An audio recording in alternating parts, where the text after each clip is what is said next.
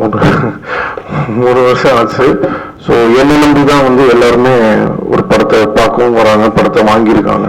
நானே எடுத்துக்கிறேன்றாங்க, நான் தான் பிரச்சனை விட்டுருங்க. இது வந்து வினய் தாண்டி வருவாயா மாதிரி ஒரு படம் கிடையாது. இந்த படம் வாழுன்றது வந்து ஒரு கமர்ஷியலான ஒரு படம். ரஜினி சார் கூட வந்து என்ன ப்ராப்ளம் இருக்கான்னு கேட்டார். பட் யாரோட ஹெல்ப்பும் வந்து நம்ம எதிர்பார்க்கல. At the same time Vijay sir வந்து உண்மையிலே மாரலி அவங்க வந்து அவுட் ஆஃப் த வே வந்து இந்த படம் ரிலீஸ் ஆகணும்னு ஒரு நல்ல எண்ணத்தோட ஹெல்ப் பண்ணாங்க. அதுதான் உண்மை. நீங்க சொல்லும் போது தானே உங்களுக்கு ஒரு கிளிப்பா கேள்வியே கேட்குறீங்க. வேற ஏதாவது சொர்ணமலைன்னு வச்சா கேட்க போறீங்க. சரத் சார் ராகரவே அவங்க இருக்கிற அணியில தான் நான் இருக்கேன். நம்ம வந்து கடவுள் கிட்ட போயிட்டு எனக்கு இது பண்ணு அது பண்ணு, எனக்கு இது பிரச்சனை அது பிரச்சனைனா வேலைக்கே ஆகாது. இப்பதான் வந்து நம்ம கையில மாற்றே கிடையாது, நாளைதான் மாற்றுன்னு தெரிஞ்சுக்கிட்டேன். அவ்வளவுதான் மாற்று. அவரு தான் டைரக்டர், நம்ம வெறும் ஆக்டர்ன்றது புரிஞ்சதுனாலதான் இந்த ஒரு நிதானம், வேற ஒன்றும் இல்லை. ஆன்மீக சம்பந்தப்பட்ட படத்தில் நடிக்கலாம், பட் யார் பாக்குறது? சிவன் கிட்ட விட்டேன், சிவனே என்ன இருக்கேன். அவ்வளவுதான். ஏன்னா இப்படி எனக்கு கல்யாணம் பண்ணி வைக்கிறதுலயே குறியா இருக்கு.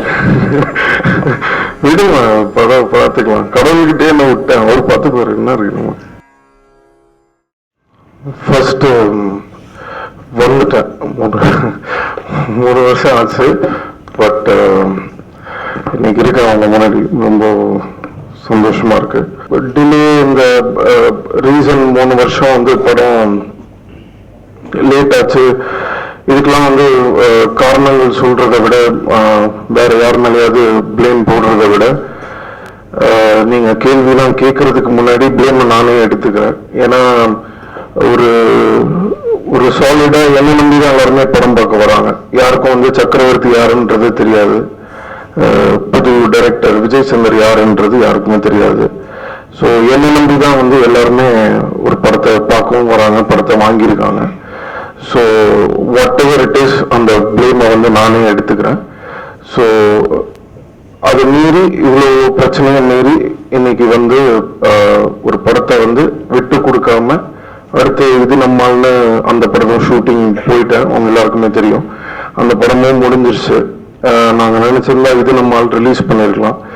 பட் இருந்தாலும் ஒரு அந்த படம் வந்து வாழ படம் முடிஞ்சிருச்சு. அந்த படத்தை அந்த ப்ரொடியூசருக்கு எந்த விதமான பிரச்சனையும் வராம இருக்கிற பிரச்சனையெல்லாம் சால்வ் பண்ணி எனக்காக படத்தை ரிலீஸ் பண்ணி கொடுத்த எங்க அப்பாவுக்கும் அம்மாவுக்கும் எல்லாருக்குமே வந்து ரொம்ப நன்றி. பேசிக்கா ஹெல்ப்ன்றது வந்து ஆக்சுவலா வந்து ரஜினி சார் கூட வந்து என்ன ப்ராப்ளம் இருக்கான்னு கேட்டாரு. ஸோ அது விஷயம் கிடையாது. பட் யாரோட ஹெல்ப்பும் வந்து நம்ம எதிர்பார்க்கல. But at the same time Vijay sir வந்து உண்மையிலே மாரலி பிடி செல்வகுமார்ல இருந்து எல்லாருமே அவங்க வந்து அவுட் ஆஃப் த வே வந்து இந்த படம் ரிலீஸ் ஆகணும்னு ஒரு நல்ல எண்ணத்தோட ஹெல்ப் பண்ணாங்க. அதுதான் உண்மை. அதான் அப்பவே எங்க அப்பா கிட்ட சொல்லிட்டாரு, நீங்க எந்த பிரச்சனையும் வந்தாலும் கவலைப்படாதீங்க, அவரு ஃபேஸ் பண்ணி வந்துருவாருன்னு அன்னைக்கே சொல்லிட்டாரு. நிறைய பேர் கேட்டாங்க, விஜய் சார் மட்டும் வரும், அஜித் சாரோட இது வருது, இந்த மாதிரி ரெஃபரன்ஸ்லாம் எதுக்கு இந்த படத்துல யூஸ் பண்ணியிருந்தீங்கன்னு. பொதுவாக ஒரு விஷயம் புரிஞ்சுக்கணுங்க, இது வந்து வினய் தாண்டி வருவாயா மாதிரி ஒரு படம் கிடையாது. இந்த படம் வாழுன்றது வந்து ஒரு கமர்ஷியலான ஒரு படம். ஒரு மாஸ்ன்னு ஒரு படம் வருதுன்னு சொன்னா அந்த படத்துல சூர்யா சார் வந்து கத்தி ரீரெக்கார்டிங்க்கு கத்தி எடுப்பார். So that doesn't mean Suriya சாருக்கு வந்து யாருமே ஃபேன்ஸ் கிடையாது, கைத்தட்டல் வாங்குறதுக்காகன்றது கிடையாது. It is a mass film. Mass ஃபிலிமுக்கு வந்து தேவையான கமர்ஷியல் எலிமெண்ட்ஸ் வந்து எல்லாமே யூஸ் பண்ணுவோம். இந்த படத்துல பாத்தீங்கன்னா அந்த மாதிரி எல்லா சம்பந்தப்பட்ட விஷயங்களும் வந்து ஒரு கமர்ஷியல் படத்துக்கு என்ன தேவையோ அது எல்லாமே இந்த படத்துல இருந்தது. அதை வந்து பர்டிகுலரா பின் பாயிண்ட் பண்ணி சொல்றணும்ன்ற அவசியம் இல்லைன்னு நினைக்கிறேன். இதுக்கு முன்னாடி வரைக்கும் நான் தான் எல்லாமே பண்றேன்னு நினைச்சேன். இப்பதான் வந்து நம்ம கையில மாற்றே கிடையாது, நாளைதான் மாற்றுன்னு தெரிஞ்சுக்கிட்டேன். அவ்வளவுதான் மாற்று. பிரச்சனையில இருந்து என்ன கத்துக்கிட்டேன்னா, நான் எங்க நிக்கிறேன், எனக்கு உண்மையிலேயே தமிழ்நாட்டுல தமிழ் சினிமால என்னுடைய இடம் என்ன, எனக்கு ரசிகர்கள் எவ்வளவு பேர் இருக்காங்க, நாளைக்கு என்னோட வேர்ஸ்ட் கம் வேர்ஸ்ட் ஒரு பேட் சிச்சுவேஷன்ல நான் எந்த இடத்துல இருப்பேன்றதை நான் இந்த படம் மூலியமா தெரிஞ்சுக்கிட்டேன். இதுக்கு முன்னாடி ஒரு 2 வருஷத்துக்கு முன்னாடி பாத்தீங்கன்னா வந்து வாழ்க்கைனா என்ன, எதுக்காக ஓடுறோம், என்ன பண்றோம் தெரியாமலே ஓடிட்டு இருந்தோம். இப்ப வந்து அந்த ஒரு நிதானமும் அந்த ஒரு தெளிவும் அந்த ஒரு ஞானமும் வந்து கடவுள் ஏதோ ஒரு ரூபத்துல கொடுத்திருக்காரு. ஸோ எல்லாமே வந்து அவரு தான் டைரக்டர், நம்ம வெறும் ஆக்டர்ன்றது புரிஞ்சதுனாலதான் இந்த ஒரு நிதானம், வேற ஒன்றும் இல்லை. அப்படி இல்லை, லாஸ்ட் அங்கதானே, அது உங்களுக்கு தெரியல, ஒரு நாள் நீங்களும் அங்க போவீங்க, அன்னைக்கு பேசுறேன். It is not about praying. If we pray it doesn't work. நம்ம கடவுள் கிட்ட போயிட்டு எனக்கு இது பண்ண அது பண்ண, எனக்கு இது பிரச்சனை அது பிரச்சனைனா வேலைக்கு ஆகாது. அப்ப நீங்க பிரச்சனைன்னா அவர்கிட்ட போறீங்கனாலே அப்ப நம்பிக்கை இல்லைன்னு அர்த்தம். ஸோ ஸ்ட்ரெயிட், அதாவது நீங்க கடவுள் கிட்ட போய் ப்ரே பண்ணுன்ற அவசியம்லாம் இல்லை. அவர் இருக்காரு பார்த்து பாருன்ற நம்பிக்கையை நீங்க வச்சுட்டாலே அதுவே பிரேயர் தான். அதுதான் நான் செஞ்சேன். ஐ சரண்டர்டுன்ட்டு. இல்ல, குரு அவரு தேடி போக முடியாது. நம்ம குருன்றது அமையணும். நான் எனக்கு அந்த மாதிரி நான் குரு மீட் பண்ணல. பட் சாய்பாபாவை நான் குருவா நினைக்கிறேன். அண்ட் சிவன் கிட்ட விட்டேன், சிவனே என்ன இருக்கேன், அவ்வளவுதான். பிரச்சனைனா ஆன்மீகம் சம்பந்தப்பட்ட படத்தில் நடிக்கலாம், பட் யார் பாக்குறது? ஸோ அது இருக்குல்ல. ஸோ ஜனங்களை பார்க்க வைக்கிறதுக்கான ஒரு அந்த மாதிரி ஒரு படம், அதாவது ஆன்மீகமும் இருக்கணும், அட் த சேம் டைம் ஜனங்க கிட்ட போய் அந்த உண்மையான ஃபேக்ட் என்னன்றது புரியணும். ஸோ எல்லாருமே நம்ம கிட்ட டைரக்டா உண்மையை சொல்றது கிடையாது. ஆன்மீகத்தை பத்தி த ரியல் ஸ்பிரிச்சுவாலிட்டி நிறைய பேருக்கு இன்னைக்கு தெரியறது கிடையாது. இத்தனைக்கும் இத்தனை ஏன்ஷியன்ட் இதுலயும் பாத்தீங்கன்னா நம்ம இந்தியாவில தான் ஃபர்ஸ்ட் டைம் இந்த ஆன்மீகத்தை பத்தின ஃபுல் சயின்ஸே நம்ம ஊர்ல தான் இருந்தது, after Egypt and everything. But still இது நம்ம யாருக்கிட்டுமே போய் சேரல. ஸோ அதை போயிட்டு நம்ம கடவுள் பேர்ல அன்னைக்கு சொல்லி அப்பதான் ஜனங்க கேட்பாங்கன்றதுக்காக ஒரு பயத்துக்காக அப்படி பண்ணி வச்சிருந்தாங்க.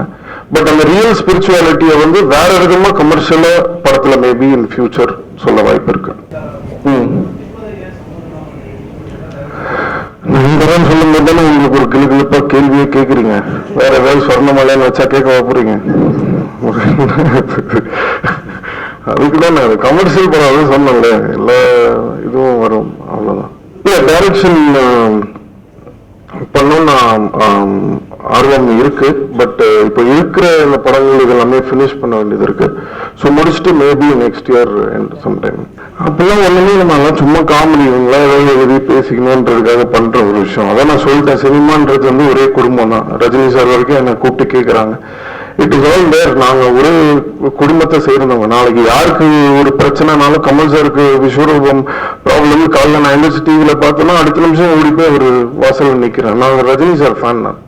ஸோ கமல் சார் பிரச்சனைக்கு நான் எதுக்கு போகணும்?